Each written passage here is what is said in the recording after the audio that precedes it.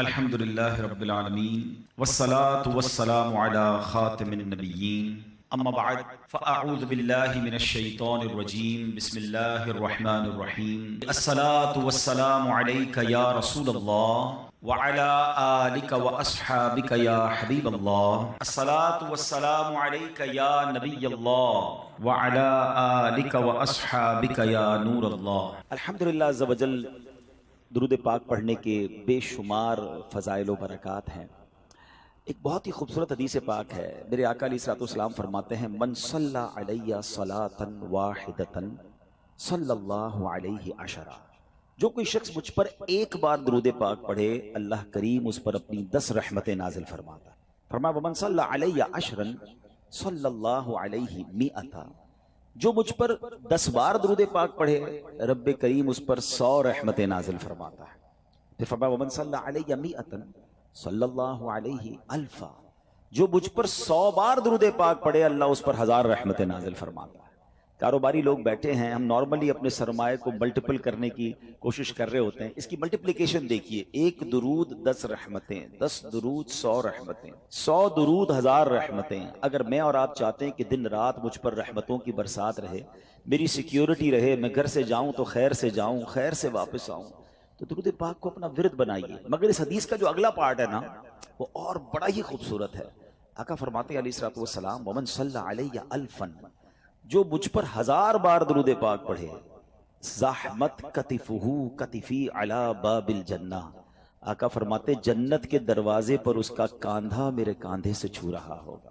آپ ذرا سمجھئے کاندھے سے کاندھا کس سے چھوتا ہے؟ امام صاحب اعلان کرتے ہیں مسجد میں ذرا کاندھے سے کاندھا ملا کر سفید سیدھی کر لیں، ویری نیکسٹ ٹو می، جو بالکل میرے برابر میں ہوتا ہے نا، میرا کاندھا اس سے ٹچ ہوتا ہے۔ میں تو وہ امتی ہوں، وہ غلام ہوں جو تمنا رکھتا ہوں کہ آقا علیہ السلام اپنے پیچھے پیچھے جنت میں لے جائیں تو بھی میرا بیڑا پار ہے۔ مگر ادھر سے کرم نوازی دیکھیں کہ آپ فرما رہے ہیں کہ میرے ساتھ جنت میں ایسے جائے گا کہ اس کا کاندھا میرے کاندھے سے چھو رہا ہوگا۔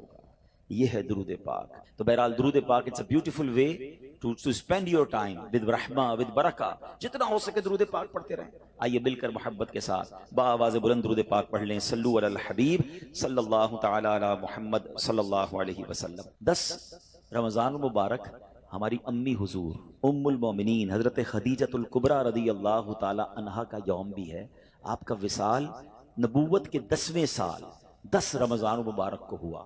یہ وہ عظیم ہستی ہیں، سبحان اللہ، میرے آقا علیہ الصلوۃ والسلام ان سے اتنا پیار فرماتے، اور نبی پاک علیہ الصلوۃ والسلام کو جس طرح انہوں نے سپورٹ کیا، یہ اسلام کے ابتدائی ایام تھے، یعنی ہماری خواتین کے لیے وہ رول ماڈل ہیں کہ اپنے شوہر کے ساتھ برتاؤ کیسا ہونا چاہیے، اور اسپیشلی ٹف ٹائم میں آپ طیبہ، طاہرہ، زاہدہ، صدیقہ، اور آپ عظیم ہستی ہیں کہ نبی پاک علیہ الصلوۃ والسلام کی جو پہلی زوجہ ہیں وہ آپ ہیں، اور جب تک آپ نبی پاک علیہ الصلوۃ والسلام کی زوجیت میں رہیں میرے آقا علیہ الصلوۃ والسلام نے کوئی دوسرا نکاح نہیں فرمایا۔ ایک اور خوبصورت بات کہ پیارے آقا علیہ الصلوۃ والسلام کی تمام اولاد میں سوائے حضرت ابراہیم کے جتنی اولاد ہے وہ سب حضرت خدیجۃ الکبریٰ رضی اللہ تعالی عنہا سے ہے، اور سبحان اللہ رہتی دنیا کے سیدوں کی نانی جان جو ہیں وہ حضرت خدیجۃ الکبریٰ رضی اللہ تعالی عنہا ہے۔ جنت المعلی میں آپ کا مزار شریف موجود ہے، مکہ مکرمہ میں اللہ تربت حضرت خدیجہ پر اپنی کروڑوں رحمتوں کی بارش نازل فرمائے، اور ان کے صدقے ہماری مغفرت فرمائے، اور ہماری ماؤں بہنوں کو ان کی سیرت سے اپنی زندگی میں امپلیمنٹیشن کرنے کی توفیق عطا فرمائے۔ چونکہ بات خاندان نبوت کی ہوئی ہے، اور سبحان اللہ آئیے اسی خاندان کی نسبت سے میں ایک بڑا ہی ایمان افروز آپ کو واقعہ سناتا ہوں، جس ایک واقعے میں ہم سب کے لیے بہت کچھ ہے۔ ماجرا یہ تھا کہ مولا علی شیر خدا کرم اللہ تعالی وجہ الکریم کے گھرانے میں 5 افراد تھے، بی بی فاطمہ خاتون جنت، حضرت امام حسن، حضرت امام حسین، اور ان کا ایک غلام تھا، اس کا نام تھا حارث۔ یہ 5 افراد رہتے تھے، اور 3 دن گزر گئے ان کے پاس کھانے کو کچھ نہیں تھا، 3 دن تک فاقہ ہے، کھانے کو کچھ نہیں ہے۔ خاتون جنت بی بی فاطمہ رضی اللہ تعالیٰ عنہ نے مولا علی سے کہا اے علی جا کر میرا یہ لباس بیچ کر آ جاؤ۔ ذرا میں تھوڑا سا واقعہ یہ بریک کرتا ہوں، ہم ساتھ ساتھ سیکھتے بھی جائیں گے تو انشاءاللہ آج بیان میں آنے کا مقصد بھی پورا ہو جائے گا۔ یہ گھرانہ کون سا ہے؟ یہ میرے آقا کا گھرانہ ہے، یہ نبی پاک علیہ الصلوۃ والسلام کی جگر کا ٹکڑا بی بی فاطمہ رضی اللہ تعالیٰ عنہ کا گھر ہے. مولا علی وہ ہیں کہ جن کے بارے میں نبی پاک فرمائیں جس کا میں مولا اس کا علی مولا، یعنی اس قدر عظیم گھرانہ. اور سرکار دو عالم علیہ السلام کے پاس نعمتوں کی کوئی کمی؟ آپ تو وجہ تخلیق کائنات ہے نا. نبی پاک علیہ السلام ہی از the reason of the all creation. خود فرماتے ہیں کہ اگر میں چاہوں تو یہ مکے کے پہاڑ سونے چاندی کے بن کر میرے ساتھ چلنا شروع ہو جائے، اتنا اتھارٹی ہے. مگر 3 دن سے کھانے کو نہیں ہے. مگر اس گھرانے میں شکوہ بھی نہیں ہے، اس گھرانے میں کمپلین بھی نہیں ہے. مگر اس گھرانے کا تو حال دیکھیں کہ 3 دن کا فاقہ ہے. کیا کبھی ایسا ہوا کہ ہم میں سے کسی نے اپنا لباس بیچا ہو کھانے کے لیے؟ خاتون جنت، جنتی عورتوں کی سردار. آپ کہہ رہی ہیں مولا علی شیر خدا کو کہ جا کر میرا لباس سیل آؤٹ کریں اور کچھ کھانے کو لے آئیں. سبق مل رہا ہے کہ اگر کبھی زندگی میں کوئی تکلیف آ جائے، کبھی کوئی جناب ہماری چیزوں میں کمی ہو جائے تو شکوے نہیں کرنے، صبر کرنا ہے. ہمیں تو جناب تھوڑا سا کاروبار ڈاؤن ہو جائے، تھوڑی مارکیٹ ڈاؤن ہو جائے، تھوڑا سا جناب کوئی نقصان ہو جائے تو ہمارا تو چہرہ ہی بتا دیتا ہے کہ لگتا ہے بہت بڑا لاس ہو گیا ہے. نہیں جناب، زباں پر شکوے رنجو علم لایا نہیں کرتے، زباں پر شکوے رنجو علم لایا نہیں کرتے، نبی کے نام لیوا غم سے گھبرایا نہیں کرتے. اب ذرا آگے سنیے. مولا علی شیر خدا کرم اللہ تعالی وجہ الکریم وہ لباس مارکیٹ میں جا کے سیل آؤٹ کرتے ہیں. وہ لباس بکتا ہے 6 درہم کا، ٹھیک ہے. اب لاجک تو یہ کہتی ہے کہ 6 درہم کا اناج خریدیں اور گھر والوں کے لیے کھانا لے کر جائیں. اسی دوران ایک سائل آ جاتا ہے، ایک اللہ کا بندہ آتا ہے، کہتا ہے اے ابو الحسن میں بہت غریب ہوں، مجھے اللہ کے نام پہ کچھ دے دو. اچھا اب ہم جیسا کوئی آدمی ہوتا تو 6 میں سے چلیں، اگر بہت سخاوت بھی ہوتی تو چلے 1 درہم اسے دے دیتا. مگر یہ گھرانہ کیسا گھرانہ ہے، سخاوت کیسی ہے اس گھرانے میں. مولا علی شیر خدا نے 6 کے 6 درہم اس فقیر کو دے دیے. اگین ایمپٹی ہینڈڈ، سب دے دیے. تھوڑا آگے چلے تو ایک اعرابی آیا اور آ کر کہتا ہے، اس کے پاس اونٹنی تھی، کہ اے ابو الحسن، مولا علی کی یہ کنیت تھی، یہ اونٹنی خریدو گے؟ مولا علی کہتے ہیں میرے پاس تو پیسے ہی نہیں ہیں. تو کہا ادھار خرید لو. کہا کتنے کی دینی ہے؟ کہا 100 درہم کی. آپ نے اونٹنی خرید لی. تھوڑا اور آگے گیا تو ایک اور عربی آیا، ایک اور عربی شخص کہتا ہے اے علی یہ اونٹنی بیچنی ہے؟ کہا بیچنی ہے. کہا کتنے کی خریدی ہے؟ کیسا کوسچن ہے. بزنس کمیونٹی کے لوگ بیٹھے ہیں نا، ہم سے کوئی پوچھ لے آپ کی کاسٹ کیا ہے، اس کے بعد تو جناب وہ کلابیں لگتی ہیں، بھائی اللہ کی قسم میری تو کاسٹ ہی اتنے کی ہے. اچھا ہمیں سمجھ نہیں آتی، بندہ پہلے کاسٹ 1000 روپے بتاتا ہے، تھوڑی نیگوشیشن کرو تو 950 پہ آ جاتا ہے. یار ابھی تو آپ قسمیں کھا رہے تھے میری 1000 کی کاسٹ ہے. ہمارا یہ حال ہے. مولا علی شیر خدا گھر میں کھانے کو کچھ نہیں ہے، آپ فرماتے ہیں 100 درہم کی خریدی ہے. سچ کو آنچ نہیں ہے. وہ بندہ کہتا ہے 160 کی دینی ہے. آپ نے کہا بالکل دینی ہے. 160 میں آپ نے سیل کر دی. تھوڑا آگے گئے تو پہلے والا جو عربی تھا وہ آیا، کہا اے علی وہ اونٹنی کہاں گئی؟ کہا میں نے بیچ دی. کہا میرے پیسے دے دو. آپ نے 100 درہم دے دیے. خوشی خوشی گھر آئے اور بی بی فاطمہ کے ہاتھ میں 60 درہم رکھ دیے. خاتون جنت کہتی ہیں اے علی میرا جوڑا اتنا قیمتی تو نہیں تھا کہ 60 درہم کا بک جاتا. سنو مولا علی کیا کہتے ہیں. کہتے ہیں میں نے اللہ سے تجارت کی ہے، میں نے اللہ سے کاروبار کیا ہے، 6 ملے تھے وہ اللہ کی راہ میں خرچ کیے، اللہ نے مجھے 60 لوٹا دیے ہیں. ہائے ہائے ہائے. اب سنیے، اب آگے سنیے اس کی اور اس واقعے کا خوبصورت ٹرن اور سنیے گا، ایمان تازہ ہو جائے گا. اس گھرانے کی شان کیا ہے. اعلیٰ حضرت امام اہل سنت لکھتے ہیں نا، کیا بات رضا اس چمنستان کرم کی، کیا بات رضا اس چمنستان کرم کی، زہرا ہے کلی جس میں حسین اور حسن پھول. یہ گھرانہ ہی چمنستان کرم ہے. اب جب صبح بارگاہ رسالت میں گئے تو نبی پاک علیہ الصلوۃ والسلام کو یہ بتاتے، مولا علی بتاتے، اس سے پہلے سرور کائنات علیہ الصلوۃ والسلام سوال کرتے ہیں اے علی تمہارا کل تمہارے ساتھ جو معاملہ ہوا تم جانتے ہو کیا تھا؟ مولا علی کہتے ہیں اللہ عالم و رسول عالم، حضور آپ ہی بتا دیں معاملہ کیا تھا. کہا اے علی جو تمہیں اونٹنی بیچنے آئے تھے وہ کوئی اور نہیں، وہ حضرت میکائیل علیہ السلام تھے. اے علی جو تم سے اونٹنی خریدنے آئے تھے نا وہ حضرت جبرائیل علیہ السلام تھے. اور جاننا چاہو گے وہ اونٹنی کون سی تھی؟ یہ وہی اونٹنی ہے کہ جس پر میری بیٹی بی بی فاطمہ خاتون جنت قیامت کے روز سواری کریں گی. یہ ایسا سخی گھرانہ ہے جو تم سے نہ مانگوں تو پھر کس سے مانگوں، تمہارا تو سارا گھرانہ سخی ہے. اب اس ایک واقعے سے اتنا کچھ ہے ہمارے لیے. میں کچھ اور بیان نہ بھی کروں نا، آج اسی ایک واقعے کو میں پرت بپرت کھولتا چلا جاؤں تو یہ ایک انسیڈنٹ، یہ ایک beautiful story of the family of رسول اللہ صلی اللہ تعالی علیہ وسلم میں کیا کچھ سکھا رہی ہے. قناعت کس کو کہتے ہیں، صبر کس کو کہتے ہیں، اللہ کی رضا پر راضی رہنا کس کو کہتے ہیں، اور پھر سخاوت کس کو کہتے ہیں، اللہ پر بھروسہ کس کو کہتے ہیں؟ ہم تو بہت عجیب و غریب لوگ ہو گئے ہیں، ہمیں تو اسباب پر بھروسہ ہے، ہماری تو کیلکولیٹر سے کیلکولیشن چلتی ہے کہ نہیں جناب اتنے سال محنت کروں گا تو یہ ملے گا، اپنے پلانز ہی ختم نہیں ہوتے، تھوڑا سا جناب ہمارا پلان ڈسٹرب ہو جائے تو لوگ مایوسی والی باتیں، ڈپریشن میں چلے جاتے ہیں، لوگ معاذ اللہ سوسائیڈ کی باتیں کرنے لگ جاتے ہیں۔ کدھر گیا رب پر بھروسہ؟ نہ کریں ایسا۔ بعض اوقات آزمایا جاتا ہے، بعض اوقات اس میں بہت ساری حکمتیں ہوتی ہیں۔ ایک اور حدیث پاک کا واقعہ سناؤں گا، پھر اپنے ٹاپک کی طرف دوبارہ آتے ہیں۔ کمال کا واقعہ، اور یہ واقعہ نبی پاک علیہ الصلوۃ والسلام نے صحابہ کو سنایا۔ حضرت ابو ہریرہ رضی اللہ تعالیٰ عنہ اس حدیث کے راوی ہیں۔ حضرت ابو ہریرہ کہتے ہیں کہ نبی پاک علیہ الصلوۃ والسلام نے ہمیں یہ واقعہ سنایا کہ بنی اسرائیل میں 3 شخص تھے۔ اب ذرا غور سے سنیے گا، ہم میں سے کئی لوگ ایسے ہیں جو پچھلے 5، 10، 15 سالوں میں اللہ نے ان کو بڑا عروج دیا ہے، اللہ آپ کو اور ترقی دے، آپ کے رزق حلال میں اللہ اور برکت دے، مگر غور سے سنیے گا۔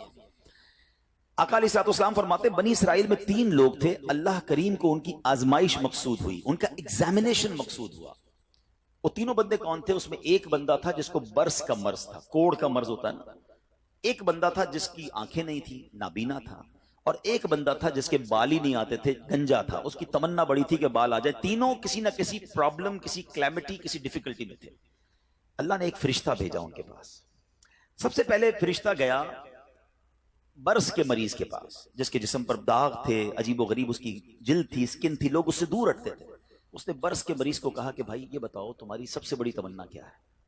وہ کہتا ہے میری سب سے بڑی تمنا یہ میری بیماری دور ہو جائے، لوگ مجھ سے دور ہو جاتے ہیں، میری باڈی پر عجیب عجیب قسم کے داغ ہیں۔ فرشتے نے دعا کی، اس کے جسم پر ہاتھ پھیرا، اس کی باڈی بالکل ٹھیک ہو گئی۔ کہ یہ بتاؤ تمہیں مال کون سا اچھا لگتا ہے؟ تو وہ بندہ کہتا ہے کہ مجھے جو ہے وہ اونٹنی بڑی پسند ہے۔ فرشتے نے اس کو ایک اونٹنی دی جو گابن تھی، بچہ دینے والی تھی۔ فرشتہ آگے چلا گیا۔ اب فرشتہ پہنچا دوسرے بندے کے پاس، اور وہ بندہ تھا جو گنجا تھا، اس کے بال ہی نہیں آتے تھے۔ فرشتے نے کہا تیری خواہش کیا ہے سب سے بڑی؟ کہتا بس میرے بال آ جائیں، اس سے بڑی کیا تمنا ہے۔ فرشتے نے اس کے سر پہ ہاتھ پھیرا، دعا فرمائی، اس کے بال آ گئے۔ کہ تجھے مال کون سا پسند ہے؟ تو اس نے کہا کہ مجھے جو ہے وہ گائے بڑی پسند ہے۔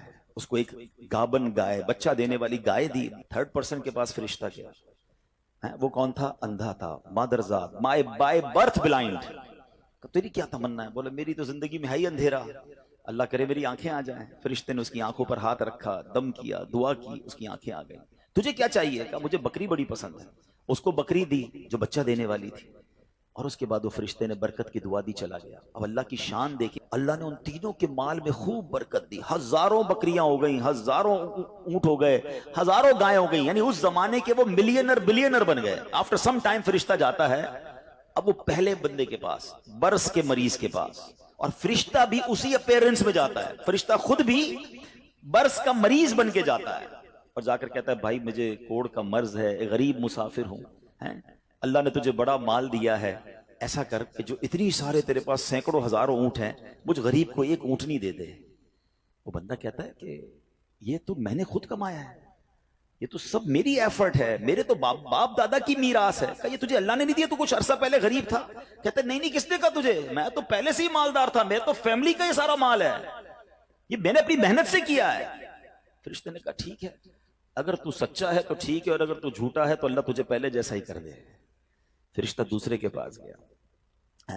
اب کس کے پاس گیا؟ گنجے کے پاس۔ کہا بھائی میں بڑا غریب انسان ہوں، مسافر ہوں، تجھے اللہ نے بڑا مال دیا، اتنی گائے ہیں، ایک گائے مجھے دے دے، تو بھی تو غریب تھا کچھ عرصہ پہلے۔ کہتا کس نے کہا تمہیں میں غریب تھا؟ میں تو شروع سے مالدار ہوں، میرے باپ دادا کی جائیدادیں تھی، یہ تو میرا اپنا کمایا ہوا مال ہے، میں نے کیا ہے سب کچھ، میرے پاس کچھ نہیں ہے تجھے دینے کے لیے۔ ٹھیک ہے، اگر تو صحیح کہتا ہے تو ٹھیک ہے، اگر جھوٹ بولتا ہے تو اللہ تجھے پہلے جیسا کر دے۔ اب فرشتہ تیسرے بندے کے پاس گیا جو اندھا تھا، پہلے آنکھ والا ہو گیا تھا۔ فرشتہ آنکھ بغیر کا بن کے اس کے پاس گیا کہ بھائی میری آنکھیں نہیں ہیں اور میں غریب بھی ہوں، تجھے اللہ نے اتنی بکریاں دی ہیں، کچھ مجھے بھی دے دے۔ وہ پتہ ہے اندھا کیا کہتا ہے؟ سابقہ اندھا، سچی بات ہے، آنکھ والا تھا وہ، کہتا ہے بھائی ٹھیک کہتے ہو، میں تو پہلے اندھا تھا، میرے پاس تو کچھ بھی نہیں تھا، یہ سب میرے رب نے دیا ہے مجھے۔ تو بھی اسی پرابلم میں جس پرابلم میں میں پہلے تھا، اے میرے بھائی تجھے جو لینا ہے لے لے، مجھے رب نے کہاں سے کہاں پہنچا دیا، میرے پاس تو تھا ہی کچھ نہیں، تو بھی میری طرح غمزدہ ہے۔ اے بھائی یہ بکریاں تیری، جتنی چاہیں لے جا۔ فرشتہ کہتا ہے مجھے کچھ نہیں چاہیے، اللہ تیرے مال میں برکت ڈال دے، یہ تیری آزمائش تھی جس میں تو کامیاب ہو گیا۔ یہ حدیث پاک میں نبی پاک علیہ الصلوۃ والسلام نے واقعہ صحابہ کو سنایا۔ آج سچ بتائیں ہماری کیفیت کیا ہے؟ ہم جب کچھ بن جاتے ہیں تو ہماری زبانوں پر یہ آتا ہے کہ یہ میں نے کیا ہے، یہ میرا کمال ہے، یہ میرے بیسٹ ڈیسیشن تھے، یہ میرا وقت پہ فیصلہ تھا، میں نے پراپرٹی اٹھا لی تھی تو جناب اتنے آگے پہنچ گیا۔ نہیں پیارے پیارے اسلامی بھائیوں، یہ نہ کرنا۔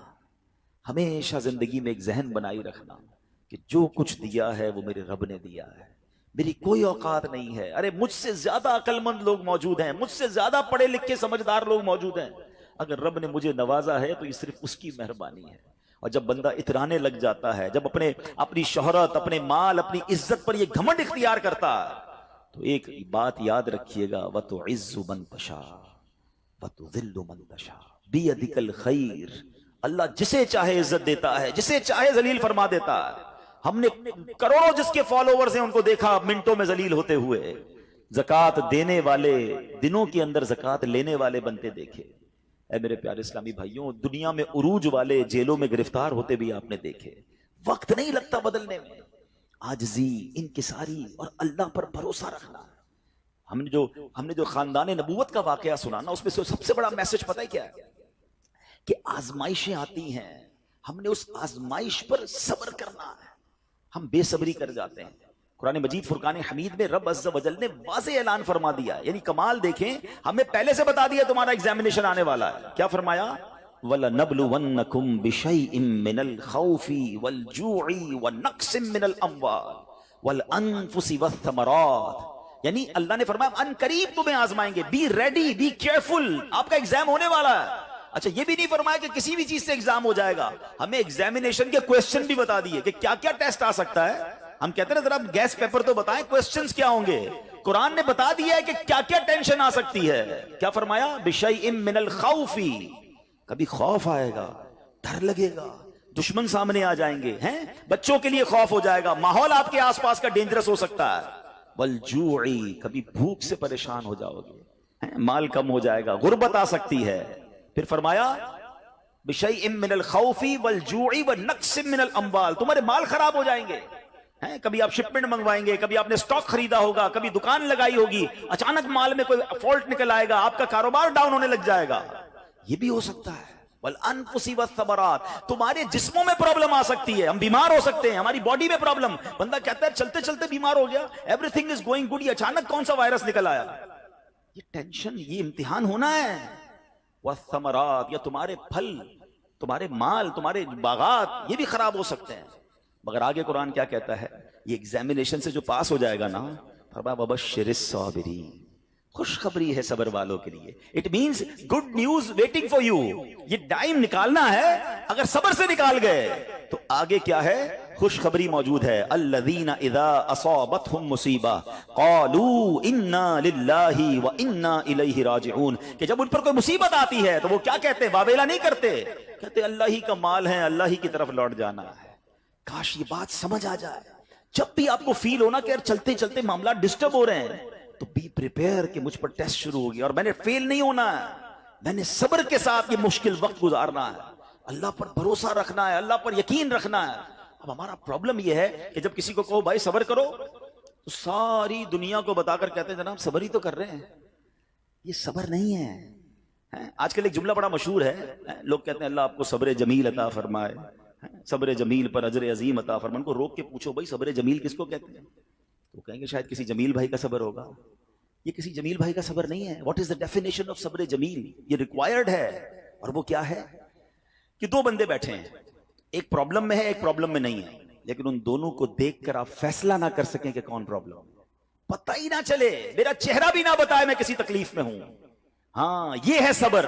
ہمارا تو چہرہ ہی بتا دیتا بھی خیر تو ہے، کوئی بہت بڑا لگتا ہے پرابلم ہے، ہاں بس یار بڑی مشکل میں ہوں۔ اچھا جس کو بتایا کیا وہ حل کر دے گا؟ دنیا بھر کو بتانا ہے یار سر میں بڑا درد ہے، پیٹ میں بہت درد ہے، کاروبار بڑا ڈاؤن ہے، فیملی میں بڑے پرابلمز ہیں، نہ وہ ڈاکٹر ہے کہ علاج کر دے، نہ وہ کچھ ہمارا مسئلہ حل کر سکتا ہے، مگر جو صبر کا ثواب تھا نا وہ میں نے ضائع کر دیا۔ صبر کا ثواب پتہ ہے کتنا ہے؟ سنیے گا، بلکہ میں ایک بڑی عجیب بات کرنے جا رہا ہوں، آپ کو حدیث پاک سناتا ہوں. بعض اوقات لوگ، ہم جیسے گناہگار آدمی کو یہ خیال تو نہیں آنا چاہیے، لیکن شیطان ہے نا، کبھی خیال ڈال دیتا ہے یار میں نماز بھی پڑھتا ہوں، روزے بھی رکھتا ہوں، صدقہ خیرات بھی کرتا ہوں، مشکلیں حل نہیں ہو رہی. سنو، اب 2-3 حدیثیں آپ کے سارے پرابلم سالو کر دیں گی. حدیث پاک کا مضمون ہے، اللہ کے حبیب علیہ الصلوۃ والسلام فرماتے ہیں کہ اللہ جب کسی بندے سے محبت کا ارادہ فرماتا ہے اس پر آزمائشوں کی بارش بھیج دیتا ہے نا عجیب بات. اللہ مجھ سے پیار بھی کرے اور مجھ پر آزمائشیں بھی بھیجے. حدیث کا اگلا حصہ اس کو پراپر ایلیبریٹ کرتا ہے، ڈسکرائب کرتا ہے کہ مشیت الہی یہ ہوتی ہے. حدیث کا خلاصہ ہے کہ اللہ کی رضا یہ ہوتی ہے کہ اللہ بندے نے جو دنیا میں گناہ کیے ہیں نا، خطائیں ہو گئی ہیں میرے بندے سے، اس پر کچھ آزمائشیں بھیجوں، یہ صبر کرے تو پھر میری بارگاہ میں آئے تو اس کے سارے گناہ معاف ہو گئے ہوں، میں سے جنت میں داخل کر دوں. یعنی یہ آزمائشیں تو مجھے میرے گناہ معاف کروانے آ رہی تھی، میرے اللہ کی بارگاہ میں مجھے اللہ سے قریب کرنے آ رہی تھی، اور میں نے واویلا کر کے، میں نے شکوے کر کے وہ سارا ثواب ضائع کر دیا. ایک اور حدیث پاک سنیے. اللہ رب العالمین کی بارگاہ میں بندے کا کوئی مرتبہ لکھا ہوتا ہے، ٹھیک ہے، اور بندہ عبادت کے ذریعے روزے رکھ کر، نمازیں پڑھ کے، تلاوت کر کے وہ وہاں نہیں پہنچ پا رہا ہوتا. اللہ چاہتا ہے کہ یہ بندہ اس رینک تک پہنچ جائے. اللہ اس پر آزمائش بھیجتا ہے تاکہ میرا بندہ صبر کر لے تو اس کو وہ مرتبہ عطا ہو جائے. ہائے ہائے، یعنی آزمائش مجھ پر میرے رینک بلند کرنے، میرے درجے بلند کرنے آئی، اور ہائے میری بے صبری کہ میں نے وہ سب ثواب ضائع کر دیا. نہ کریں میرے پیارے اسلامی بھائی. مشکلیں آتی ہیں. اچھا پھر پتہ ہے پرابلم کیا ہے؟ ہمارا ایک اور بڑا ایشو ہے، ہم کسی کو مسکراتا دیکھتے ہیں، کسی کو اچھے کپڑے دیکھ لیتے ہیں، کسی کی بڑی گاڑیاں دیکھ لیتے ہیں، کسی کا بڑا گھر دیکھ لیتے ہیں، ہمیں لگتا ہے یار یہ کتنا مزے میں ہے یار، میں ہی اکیلا پریشان ہوں. یہ آپ کی بھول ہے. ایک بات یاد رکھیے گا، زندگی کی گاڑی مسائل کے پہیوں پر ہی چلتی ہے. امیر کے مسئلے اور ہیں، غریب کے مسئلے اور ہیں. شہرت جس کو ملی ہے نا اس کے پرابلمز اور ہیں، جو غیر معروف ہے اس کے پرابلم اور ہے. زمانے میں ہر کسی کو کچھ نہ کچھ ایشو ضرور ہے. یہ نہ سمجھے کہ یار یہ اتنا مسکرا رہا ہے، کیا پتہ اس مسکراہٹ کے پیچھے کتنے دکھ چھپائے بیٹھا ہے. آپ یقین کریں، بلیو کریں، ایسا نہیں ہے کہ سب لوگ 100% خوشحال ہیں. پرابلم سب کے ساتھ ہوتے ہیں. ابھی میں کیا کیا بتاؤں آپ کو، ہمارے پاس تو لوگ دعائیں کروانے آتے ہیں نا، ایسی پرابلم بتاتے ہیں کہ پیروں سے زمین نکل جاتی ہے. بعض اوقات ہم اتنے بڑے گھر میں جاتے ہیں، اس کی گاڑیاں کروڑوں روپے کی کھڑی ہیں، ان سے ملاقات ہوئی، وہ کہتے ہیں حضرت آپ سے ایک الگ سے دعا کروانی ہے. جب وہ بیچارہ اپنا مسئلہ بتاتا ہے نا، ہمیں لگتا ہے یار ہمارا تو غم ہی کچھ نہیں ہے، یہ کتنی بڑی آزمائش سے گزر رہا ہے، کتنی بڑی پرابلم سے گزر رہا ہے. میں آج کی آپ کو مثال دیتا ہوں. ایک ہمارے بہت اچھے بھائی تھے، آج سے کچھ عرصہ پہلے انہوں نے ہمیں ایک ماشاءاللہ پراپرٹی دعوت اسلامی کے لیے بچیوں کے مدرسے کے لیے دی، اور اس کے چند دنوں بعد ان کا وصال ہو گیا. ان کو بیچاروں کو کینسر تھا. میں ان کے گھر پہ دعا کرنے گیا. ان کے بیٹے نے مجھ سے جب گلے لگانا تو بیٹا رونے لگا. اچھا میں سمجھا کہ بیچارہ اپنے والد کو یاد کر کے رو رہا ہے، ظاہر ہے 16 دن پہلے انتقال ہوا. اندر گئے، دعا کی، اس کے بعد میرے کان میں کہتا ہے کہ عبدالرحیم بھائی اس وقت میری زوجہ ہاسپٹل میں ہے. میں نے کہا کیا ہو گیا؟ کہ میری وائف کو بلڈ کینسر ہو گیا ہے. والد کا کینسر میں انتقال ہوا ہے. اللہ نے بڑا نوازا ہے ان کو، جیولرز ہیں، لیکن میں یقین کریں، میں آپ کو سچ بتا رہا ہوں، میں گاڑی میں بیٹھ کے میں بھی رونے لگا، کیونکہ وہ بندہ جب مجھے چھوڑنے آیا نا پھر میرے گلے لگ کے رو رہا تھا. میں سوچنے لگا یار کتنا دکھ ہے لوگوں کو، اللہ نے کتنی بڑی ہم پر مہربانیاں کی ہیں. اگر مجھے کوئی بڑی بیماری نہیں ہے، میرے بچے میرے ساتھ ہیں، میری فیملی میرے ساتھ ہے، نہیں چاہیے یار دنیا کے سارے اللہ تللے نہ ملے اتنی ساری لگژریز، صحت سے بڑھ کے کچھ نہیں ہے، مگر ہمیں اس کی قدر ہی نہیں ہے، ہمیں اس کی کوئی اہمیت کا اندازہ ہی نہیں. پوچھو ان سے، کروڑوں روپے ہیں مگر علاج نہیں ہو پا رہا، ڈاکٹر بعض اوقات مایوس کر دیتے ہیں. کتنا تکلیف میں ہیں لوگ، اور ہم ہیں کہ چھوٹی چھوٹی باتوں پر بے صبری. صبر تو کریں، اللہ کی رضا پر راضی تو رہیں. میں نے آپ کو خاندان نبوت کا واقعہ سنایا، ارے کھانے کو کچھ نہیں ہے مگر شکوہ نہیں ہے. کاش یہ بات ہمیں سمجھ آ جائے اور ہم ہر حال میں اللہ کا شکر ادا کرنے والے بن جائیں. اور ایک اور میں آپ کو بات بتاؤں، ہم جو دنیا والوں کو بتاتے ہیں نا ہوتا کچھ نہیں ہے اس سے. مت بتایا کرو دنیا والوں کو، صحیح بتاتا ہوں، مت بتایا کرو، اپنے غم مت بتایا کرو، ثواب بھی چلا جاتا ہے. اور بعض اوقات یہ دنیا والے نا ہمارا مذاق بھی اڑاتے ہیں. ہم جب کسی کو اپنا پرابلم بتاتے ہیں نا ہمارے سامنے تو بڑے اچھے بنتے ہیں کہ اچھا ٹھیک ہے میں کرتا ہوں کچھ، بعد میں جا کے دنیا میں باتیں کرتے ہیں، آیا تھا میرے پاس، اس کا یہ مسئلہ ہے، ہاں باتیں بڑی کرتا ہے، بڑی پرابلم میں ہے. کیوں بتاؤں میں دنیا والوں کو؟ وہ نعت کا شعر ہے نا، کسی کا احسان کیوں اٹھائیں، کسی کو حالات کیوں بتائیں، کیوں بتاؤں میں دنیا والوں کو مجھے کیا غم ہے نا. میرے آقا سلامت رہے ہیں، اللہ کے حبیب علیہ الصلوۃ والسلام ہیں، اور رب عز و جل کی بارگاہ ہے، میں ادھر عرض کروں نا. کسی کا احسان کیوں اٹھائیں، کسی کو حالات کیوں بتائیں، آقا تم ہی سے مانگیں گے تم ہی دو گے، تمہارے در سے ہی لو لگی ہے۔ ہاں اللہ رسول کی بارگاہ میں عرض کیا ادھر آنسو بہاؤ، نہ بتاؤ دنیا والوں کو۔ ایک اور کمال کا شعر ہے کہ دنیا والے تو درد دیتے ہیں، دنیا والے تو درد دیتے ہیں، زخمی دل کی دوا مدینہ ہے۔ تو جب دنیا والوں نے کوئی ہمارا بھلا کرنا بھی نہیں، نہ ان کے ہاتھ میں ہے، شفا دینے والی ذات میرے رب کی، برکت دینے والی ذات میرے رب کی، تو اللہ سے ہی باتیں کرو نا۔ تو آج سے یہ ذہن بنا لے میرے پیارے اسلامی بھائی، مشکل آنی ہے تو صبر کے ساتھ وہ وقت گزارنا ہے، اللہ کی رضا پر راضی رہنا ہے۔ وہ بڑا کریم ہے، وہ اپنے غیب کے خزانوں سے آپ کو عطا فرمائے۔ توجہ بیان کی طرف رکھیے گا۔ اور اب آتے ہیں اس پورے واقعے سے ایک اور خوبصورت بات جو ہمیں سیکھنے کو ملی، اور وہ بات کیا ہے کہ نبی پاک کے خاندان کی سخاوت کیسی تھی۔ مولا علی شیر خدا کے پاس صرف 6 درہم تھے، آپ نے وہ سب کے سب دے دیے۔ مگر آج حال یہ ہے کہ لوگ اپنی زکوٰۃ ادا نہیں کرتے۔ آج زکوٰۃ لوگوں کو بھاری پڑنے لگ گئی ہے۔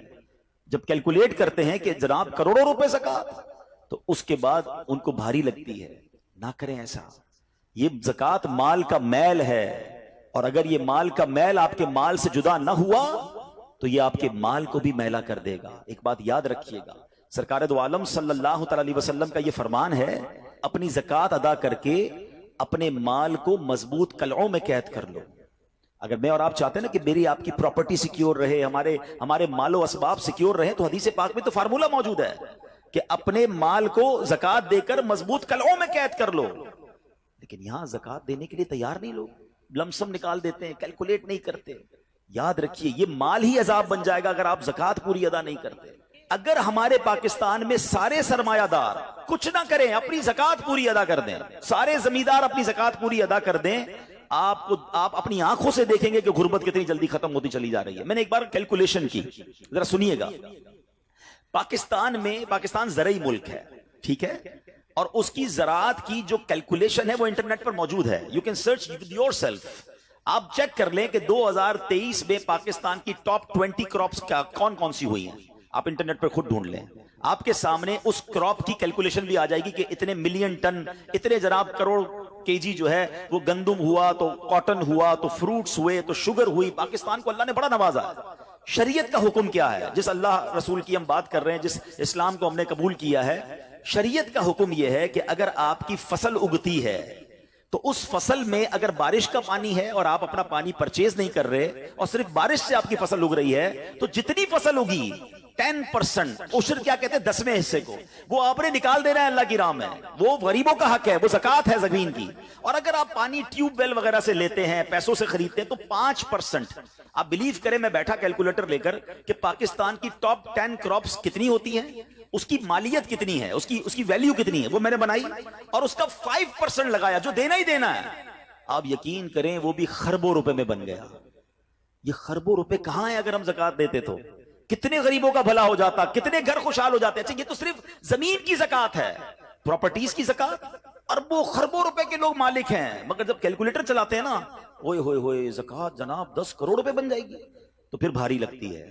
اللہ کے بندے، اللہ نے 4 ارب دیے ہیں تو 10 کروڑ زکوٰۃ ہے نا، تو ٹینشن کائے کی ہے؟ شکر ادا کرو، اللہ نے دینے والا بنایا، مانگنے والا نہیں بنایا۔ مگر آج زکوٰۃ بھاری پڑ گئی ہے۔ آپ کو پتہ ہے قارون کیوں دھسایا گیا تھا؟ قارون یہ حضرت موسیٰ کا کزن تھا، یہ تورات کا عالم تھا اور بڑا عالم دین تھا، مگر جب حضرت موسیٰ نے اس کو زکوٰۃ کا حکم دیا نا، اس کے پاس کتنے پیسے تھے کہ قرآن کہتا ہے اس کی خزانوں کی چابیاں ایک جماعت لے کر چلتی تھی، خزانے نہیں، صرف کیز آف دا ٹریجر، اتنا خزانہ تھا۔ مگر کیا ہوا یہ کہ جب حضرت موسیٰ نے اس کو کہا، اچھا اس زمانے پتہ زکوٰۃ کتنی تھی؟ ابھی تو 100 پہ 2.5 ہے نا، 1000 پہ 1۔ آپ نے فرمایا ہر 1000 پر 1 تم نے زکوٰۃ دینی ہے۔ اس نے کیلکولیٹ کیا تو بہت بنتے تھے۔ حضرت موسیٰ کے خلاف ہو گیا، زکوٰۃ کا انکار کیا، اپنے خزانوں کے ساتھ زمین میں دھسا دیا گیا۔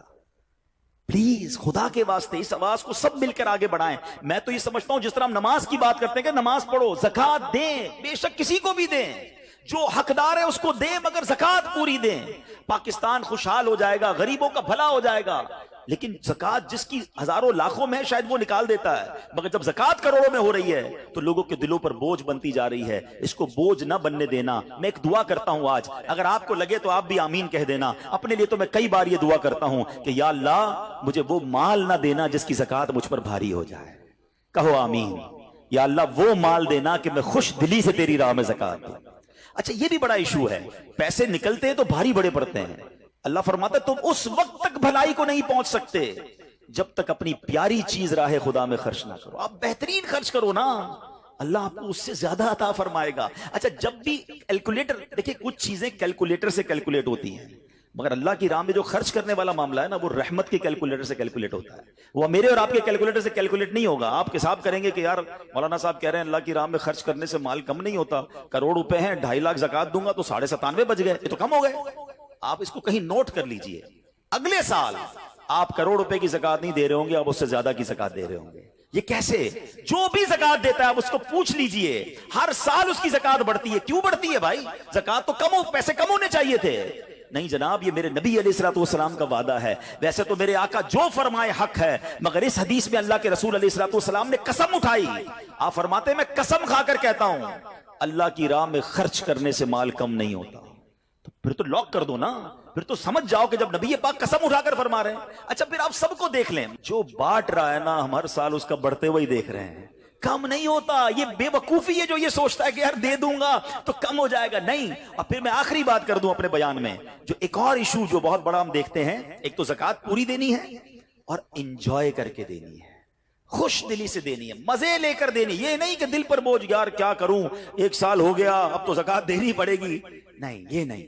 دو اور انجوائے کرو، اللہ کی راہ میں خوش دلی سے دو. ایک واقعہ سن لیں، بات اور کلیریفائی ہو جائے گی. حضرت ابو جعفر اپنے زمانے کے بڑے ابدال ہیں. ان کے گھر میں ایک فقیر آیا تو انہوں نے اپنی زوجہ کو کہا کہ اپنے پاس کیا ہے دینے کے لیے؟ کہ حضور صرف 4 انڈے ہیں گھر میں، nothing else, 4 eggs only. کہا یہ چاروں ہی دے دو. ایمان اور عقیدہ اور بلیف دیکھیں، چاروں دے دو. چاروں دے دیے. تھوڑی دیر بعد دروازے پر دستک ہوئی. دیکھا تو ایک بندہ ٹوکری لے کر آیا. کہا کیا ہے؟ بیگم سے پوچھا. کہا آپ کے دوست نے انڈے بھجوائے ہیں. کہا کتنے آئے ہیں؟ کہا صاحب ذرا سنیے گا، کتنے آئے؟ تو کہا کہ 30 آئے ہیں. کہا 30 کس حساب سے آئے؟ ہم نے تو 4 دیے تھے نا. اب ایمان، ان کا عقیدہ اور ان کا بلیف دیکھے. کیا 4 دیے تو 40 آنے چاہیے تھے. ایک کا 10 اللہ کا وعدہ ہے نا. تو کہا حضور آئے تو 40 ہیں مگر 10 انڈے ٹوٹے ہوئے ہیں. تو آپ نے اپنی زوجہ سے پوچھا کہ سچ بتاؤ جو تم نے 4 دیے تھے اس کی کنڈیشن کیا تھی؟ کہ حضور بات یہ جب میں نے 4 دیے تھے نا اس میں بھی 3 ثابت تھے، ایک ٹوٹا ہوا ہی تھا. یہ فارمولہ آج یاد کر لو. پورے دو گے پورے ملیں گے، ٹوٹے دو گے ٹوٹے ملیں گے. اب آپ چیک کیجئے کہ جب اللہ کی راہ میں خرچ کرنے کی باری آتی ہے، میں اپنا مال دل سے نکلتے ہوئے دکھ ہو رہا ہے یا خوشی ہو رہی ہے؟ بہترین دے رہا ہوں یا بچانے کی کوشش کر رہا ہوں؟ ہمیشہ یاد رکھیں ہم اللہ کی راہ میں خرچ کرتے ہیں، ہمارے پیسے نہیں پہنچتے وہاں پر، وہاں نیت پہنچتی ہے. اب مجھے بتاؤ نا یار، ہم اپنے لیے خرچ کرتے ہیں بہترین کھانا، بہترین لباس، اور غریب کو دینا ہے تو بچا ہوا لیفٹ اوور. اب اچھا اب میں کہتا ہوں 100 بندوں کو نہیں کھلا سکتے، نہ کھلائیں، 2 کو کھلائیں، اچھا کھلائیں، کوئی بات نہیں. آپ کسی کے دل میں خوشی تو داخل کریں. اپنے گھر والوں کے لیے لباس خرید لیں، 2 غریب بچوں کے لیے ویسا ہی لباس خرید لیں، پھر دیکھیں آپ کو کیسی برکتیں ملتی ہیں.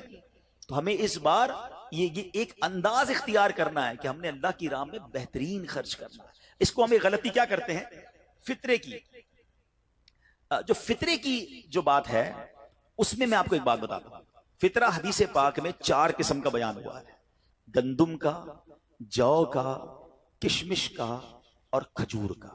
ٹھیک ہے، لیکن ہم بچپن سے سن رہے ہیں جب بھی فطرے کی باری آتی ہے ہم پہلے 50 روپے تھا وہ دے دیا، 100 دے دیا، 200 دے دیا، 300 دے دیا. ہمیں یہ پوری حدیث یا تو ہم نے پڑھی نہیں تھی یا ہمارے ذہن میں نہیں تھی، مگر حدیث پاک میں 4 قسم کا فطرہ بیان ہوا ہے. غریب آدمی گندم کا فطرہ دے دے کوئی بات نہیں، مگر جو روزانہ بہترین افطاری کر رہا ہے، بہترین کھانے کھا رہا ہے، سچ بتاؤ اس کو کون سا فطرہ دینا چاہیے؟ میری افطاری روز اجوا کھجور سے ہے اور عید والے دن میں گندم کا فطرہ دے آتا ہوں. ہمیشہ یاد رکھے اچھا خرچ کرے نا. اس بار فطرہ جس کو اللہ نے جیسا نوازا ہے، غریب آدمی کے لیے بات نہیں کر رہا، جس کو نوازا ہے رب نے.